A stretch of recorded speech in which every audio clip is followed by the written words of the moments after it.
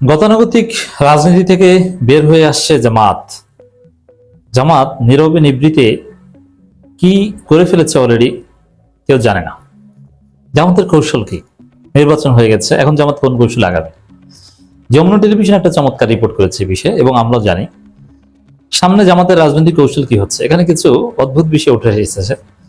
আমি যে বললাম যে কেউ জানে না, দেখেন অনলাইনে, আমি এখন জানাচ্ছি, অনলাইনে বিএনপি জামাতের মধ্যে যে ফাড়াফাড়ি চলছে এবং জামাতের যে রূপ আপনারা অনলাইনে দেখছেন, বাস্তবে জামাত সেটা না। অনলাইনের এই রাজনীতি জামাত করছে না,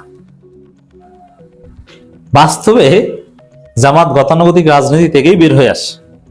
জামাত এটা স্বীকার করছে। অনলাইনের জামাত শিবির যারা, আমি কিন্তু জামাত শিবির না, আমরা জামাত শিবিরকে ডিফেন্ড করি, রাজনীতি বিশ্লেষণ করি, ক্ষেত্র বিশেষে অ্যাক্টিভিজম করি, তবে প্রো জামাত এটা বলতে পারেন। তবে ভোটের সময় একদম পিওর জামাত, মানে দাঁড়িপাল্লা। কিন্তু জামাতের কোন স্তরের নেতা কর্মী কিংবা সহযোগী সদস্য আমি নই, বা আমার টিমের কেউ নয়। কিন্তু যারা জামাতের রোকন প্রার্থী, এরকম অনেকে আছেন যে অ্যাক্টিভিস্ট, যারা অনলাইনে কার্যক্রম পরিচালনা করেন বা অনলাইনে জামাতের পক্ষে অ্যাক্টিভিজম করেন, তাদের দিকেও যদি খেয়াল করেন, অথবা আমি যাই বলি আপনারা অনেকে আমাকে জামাতেই মনে করবেন বা করেন, ঠিক আছে করেন, আমার কোনো হীনমান্যতা নেই।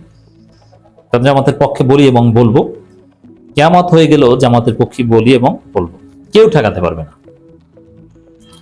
কোনো জেল জুলুম, কোনো মামলা হামলা জামাতের পক্ষে বলা থেকে এক চুল পরিমাণও আমাদেরকে সরাতে পারবে না।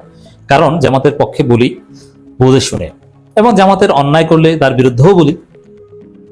তবে সব মিলিয়ে বাংলাদেশে জামাত ইসলামী হকপন্থী দল, জামাত ইসলামীকে সমর্থন করতে হবে, এই সংগঠন দরকার, এদের চাইতে ভালো কোনো সংগঠন নেই।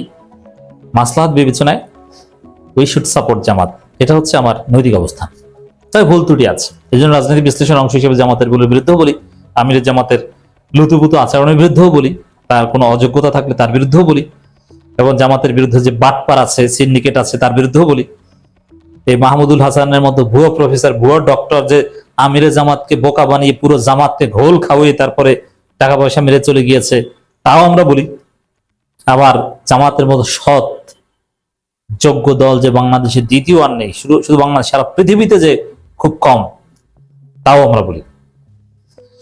এই জন্য জামাতের যারা অনলাইন অ্যাক্টিভিজম করেন, সরাসরি জামাত, তাদের কার্যক্রমের দিকে যদি খেয়াল রাখেন, তারা বিএনপির যে বিভিন্ন ত্রুটি অন্যায়, এর বিরুদ্ধে রাজপথে নামার পক্ষে, জোরালো আন্দোলন করার পক্ষে, এবং এই যে বিএনপি নানান কিছুই করছে, বিশেষ করে জামাতের উপর হামলা করছে, জামাতের লোকজনকে হত্যা করছে, এগুলোতে স্ট্রং রিয়াকশন দেখানোর পক্ষে। কিন্তু না, জামাত নীরবে নিবৃতে তারা তাদের কাজ চালিয়ে যাচ্ছে। জামাত কখনোই, তারা সিদ্ধান্ত নিয়েছে যে গতানুগতিক যে রাজনীতি, যে সরকারি দলের বিরুদ্ধে বিরোধী দল যা তাই করবে, এবং সরকারি দলের সাথে বিরোধী দলের কোনো সম্পর্ক থাকবে না, থাকবে শুধু মারামারি সম্পর্ক। এই গতানুগতিক ধারাই জামাত বদলে দিচ্ছে। জামাতের থিওরি হচ্ছে যে না, সরকারি দল বিরোধী দল আমরা একসাথে বসবো, একসাথে থাকবো, বিরোধিতা হবে পার্লামেন্টে, আন্দোলনও প্রয়োজনে হবে, তারপরও মৌলিক সম্পর্কের জায়গায় এক থাকবে, এবং আমরা এই সরকারকে হটিয়ে ফেলবো, আমরা পদত্যাগ করবো, এটা না হলে সে, এরকম কোনো মার্জিনে জামাত যেতে চায় না। বরং আমরা অনেকে চিন্তা করি, বলি যে জুলাই সনদ বিএনপি বাস্তবায়ন না করলে জামাতের উচিত সংসদ সদস্য পদ থেকে পদত্যাগ করা। জুলাই সনদ বাস্তবায়ন না করলে এই সংসদ আমরা মানি না, পদত্যাগ করলাম না। জামাত গতানুগতিক এ ধরনের কোনো রাজনীতি করবে না। তবে একটা বিষয় নিশ্চিত থাকেন, বিএনপি সরকার পতনের কোনো আন্দোলন জামাত করবে না, করলে অন্য কেউ করবে। বিএনপির পতন যদি হয়, তাতে আর্মি আছে, সিভিল মিলিটারি ব্যুরোক্রেসি আছে, গ্রেট পাওয়ার আছে, তাদের কারণেই হবে। জামাত এই সরকার পতন 5 বছর আগে বিদায় নাও, এই থিওরি, এই চিন্তাই করবে না, করছে না।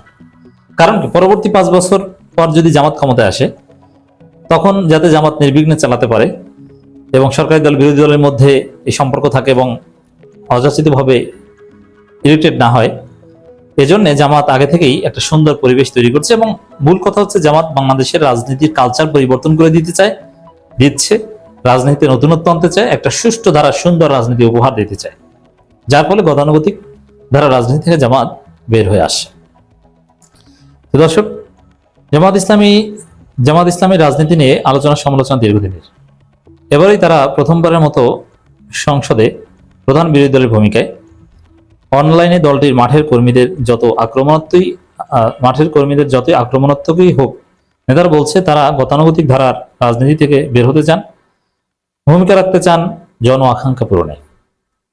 জামায়াতের নায়েবে আমির এটি মাজহারুল ইসলাম তিনি বলছেন, গঠনমূলক রাজনীতি করতে চাই। আগের রাজনীতি বিরোধিতার খাতিরে বিরোধিতা করতে হতো, সেটা বিরোধিতার প্রয়োজন হোক বা না হোক, মূলত ক্ষমতাসীন দলকে ব্যস্ত রাখা।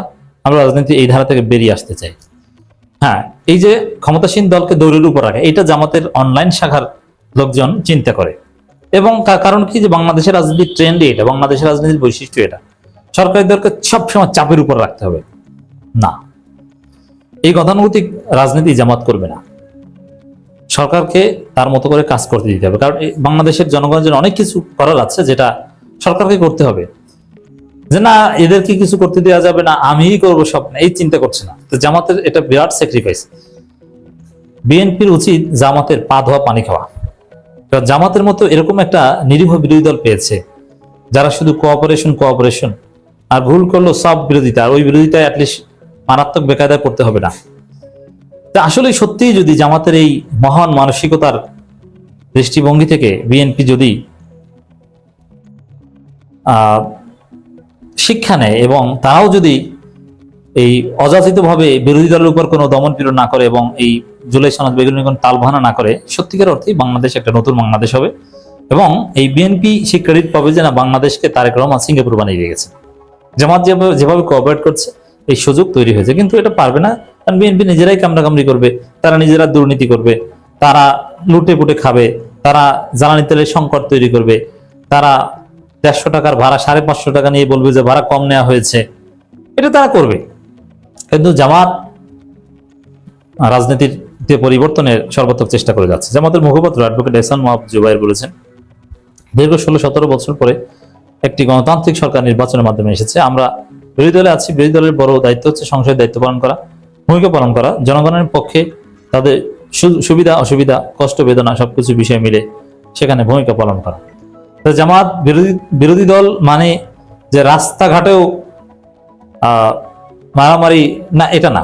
বিরোধী দল মানে সংসদে সরকারের সমালোচনা, শ্যাডো ক্যাবিনেট, এগুলো। রাজনীতির সংজ্ঞাই জামাত পরিবর্তন করে দিচ্ছে অবিশ্বাস্যভাবে, নাটকীয়ভাবে। জামাত এই ঝুঁকি নিয়েছে। তবে জামাত যদি পারে, বাংলাদেশটা বাংলাদেশ থাকবে না, বাংলাদেশ হয়ে যাবে সিঙ্গাপুর, দক্ষিণ কোরিয়া বা উন্নত কোনো সভ্য রাষ্ট্রের মতো।